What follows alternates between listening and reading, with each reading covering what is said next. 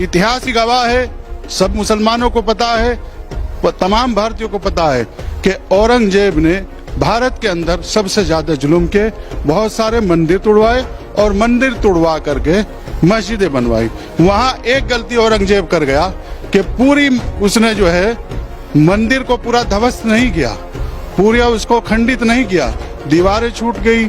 वहां से जो है वो जो शिवलिंग है उसको आज जो ये फव्वारा गैंग जो है, फव्वारा गैंग जैसे फव्वारा गैंग जमीयत उलमा हिंद हुआ, आपका ये असदुद्दीन ओवैसी हुआ और तमाम जितने ये मुस्लिम संगठन है, फव्वारा गैंग है, ये उसको फव्वारा बता रहे हैं। फव्वारा उस वक्त कहाँ था? उस वक्त तो आप देखे बिजली थी भी नहीं। मतलब आप मानते हैं वो शिवलिंग है? क्योंकि कोई भी मुस्लिम इस पूरे भारत में इस वक्त बिल्कुल चुप्पी साधे बैठे हैं, इक्का दुक्का कुछ ही हैं जो सामने आकर ये बात कह रहे हैं। ये कह रहे हैं कि वो फव्वारा कतई नहीं हो सकता। आप कैसे मानते हैं? आप भी तमाम मस्जिदों में जाते होंगे, नमाज पढ़ते होंगे, वजू करते होंगे। 350 साल पहले क्या फव्वारा लगा हुआ था क्या?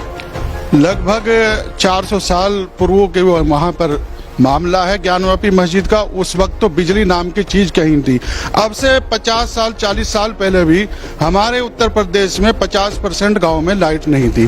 क्या वो फव्वारा वहां कैसे आ गया? पानी कहाँ से आता था? भाई फव्वारा तभी तो चलेगा, ऊपर टैंक रखेंगे, बहुत ऊंचाई पर जाकर के टंकी बनाएंगे और वहां से प्रेशर बनेगा, तब वो नीचे से पानी निकलेगा।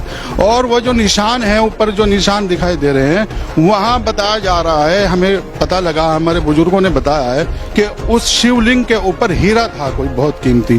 जब उस हीरो को तोड़ने की कोशिश की तो वहां पे वो 5-6 निशान पड़ गए हैं।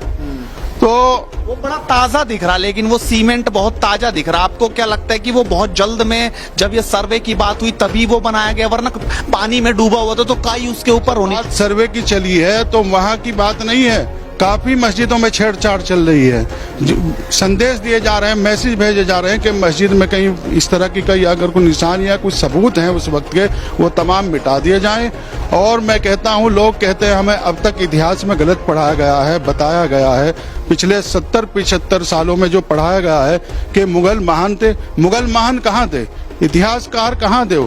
जो हमारे देश पर हमला भरे हों, हमारे देश को लूटा हो, वो इतिहासकार और महान कैसे होते हैं?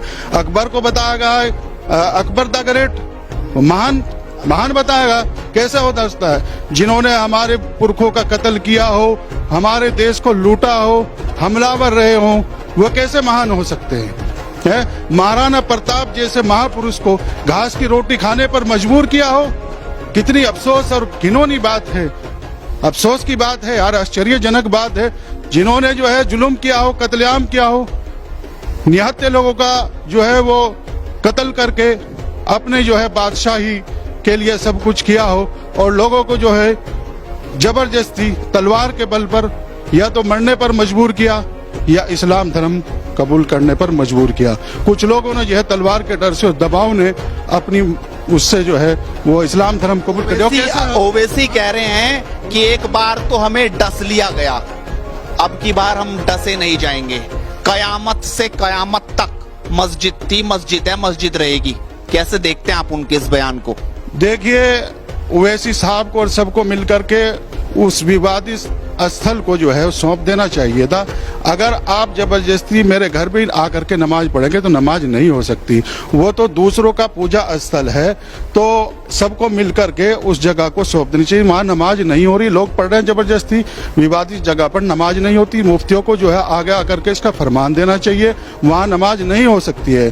और भाईचारे की बात करते हैं, कहाँ है भाईचारा? अब तो ये हो गया कि मैं भाई हो गया, आप चारा हो गया। जितने सनातन धर्म के मानने वाले चारा है, भाई भाई मैं हो गया।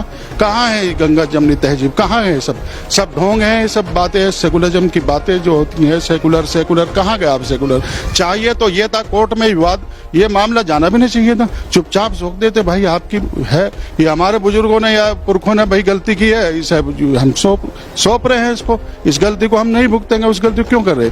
और उसने तो औरंगजेब ने ये सोचा था कि हमेशा यहाँ पर जो है वो मुगलों का राज रहेगा।